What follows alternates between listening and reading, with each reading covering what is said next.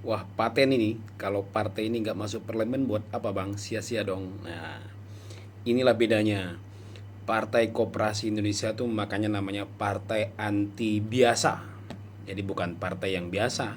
Kalau partai biasa yang mainstream, itu mereka ngejar parlemen. Mereka supaya berlomba-lomba untuk masuk di parlemen karena mereka berharap mungkin di DPR tuh gajinya gede, fasilitasnya apa saja bisa, dan mereka bisa goyang-goyang lah macam-macam lah ya, tendangannya apa. Partai Koperasi Indonesia ini berlandaskan kepada pemikiran Hatta, perjuangan hidup Hatta, filosofi hidup Hatta, Bung Hatta. Bung Hatta itu sampai akhir hayatnya itu terkenal sangat sederhana sekali. Bahkan dia pernah mengembalikan uang negara karena berlebih untuk kebutuhan rumah tangga. Dan sempat juga dia bahkan belum bayar listrik dan sebagainya.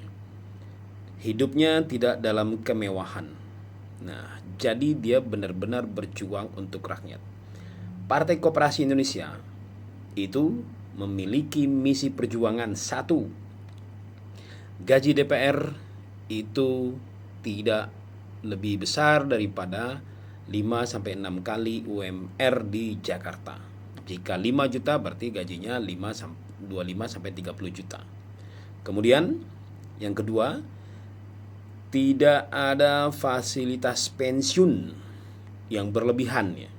Jadi pensiunnya hanya dari BPJS karena dia kan karyawan, pegawai rakyat. Jadi dia selama 5 tahun mendapatkan BPJS, kemudian BPJS tenaga kerja. Nah nanti setelah 5 tahun ya tinggal dia ngambil dana pensiun dari BPJS saja, ya kan? Yang ketiga, dana reses secukupnya saja. Jadi misalkan dana reses itu tujuannya akan mengumpulkan masyarakat. Berarti per kepala berapa? Kalau konstituennya ada berapa ribu, ada berapa ratus ribu, dikali saja ketika mengumpulkan mereka. Misalnya ada konsumsinya, ada transportasi, ada tempat pengumpulan dan sebagainya. Ya kalau bisa pengumpulnya itu di balai desa. Karena kan biar dekat dengan rakyat. Jadi nggak perlu dana reses yang besar-besar sekali ya. Saya pikir 200 juta ada cukup dana reses. Memang tujuannya itu adalah mengumpulkan konstituennya dan menyerap aspirasi. Ya. Yang keempat, tidak ada yang namanya tunjangan perumahan yang besar itu.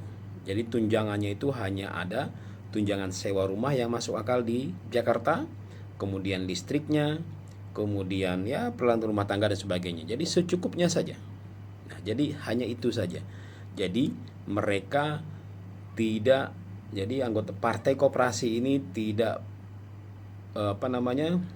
tidak mengedepankan aspek mencari kekayaan di parlemen. Jadi benar-benar pengabdian di parlemen, benar-benar bekerja untuk rakyat di sana. Nah, kalau seandainya kalian tidak tahan, ya tidak usah masuk partai koperasi. Yang ketahuan melakukan korupsi, flexing, dan kekayaannya kita akan lihat. Laporan kekayaannya berapa di awal masuk partai dan ketika masuk parlemen. Kalau naiknya berlipat-lipat, kita pecat. Kita gantikan dengan yang memiliki idealisme, pola pemikiran, dan filosofi hidup Bung Hatta. Nah, itulah partai koperasi.